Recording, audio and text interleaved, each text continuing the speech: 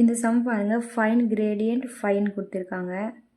முன்னாடி சம்மில் வந்து டெல் ஃபை கண்டுபிடிங்கன்னு சொல்லியிருக்காங்க. ஃபைன் கிரேட் ஃபைனாலும் டெல் ஃபைனாலும் ஒன்று தான், சேம் மெத்தட் தான்.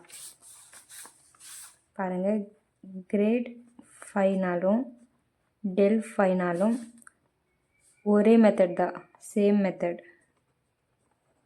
மெத்தட் தான் நம்ம யூஸ் பண்ணுவோம்.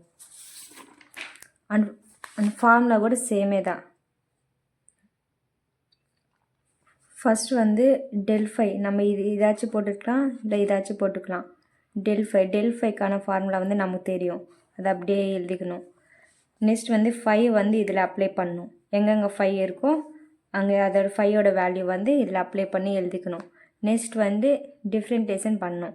எக்ஸை பொறுத்து இந்த டேர்ம் வந்து டிஃப்ரெண்டேஷன் பண்ணணும், ஒய் பொறுத்து இந்த டேர்மை டிஃப்ரெண்டேஷன் பண்ணணும், அண்ட் ஜெட் பொறுத்து இந்த டேர்மை டிஃப்ரெண்டேஷன் பண்ணணும். இப்போ எக்ஸை பொறுத்து டிஃப்ரெண்டேஷன் பண்ணால் எக்ஸ் ஸ்கொயர் வந்து 2x ஆகும்.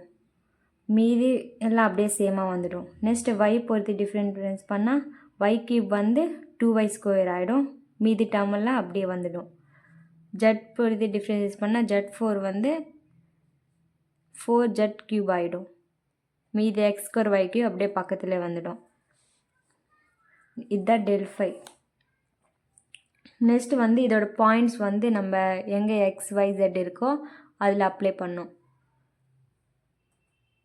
இப்போ இங்கே எல்லாம் 1 1 தான் இருக்குது. இது X, இது Y, இது Z.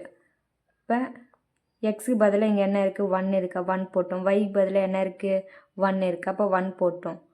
அப்புறம் Z பதிலாக என்ன இருக்குது, 1, சேம் ஆட் பிடிச்சிட்டோம்.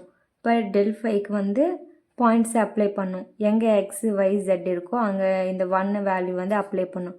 அப்ளை பண்ணால் இந்த வேல்யூ கிடைக்கும்.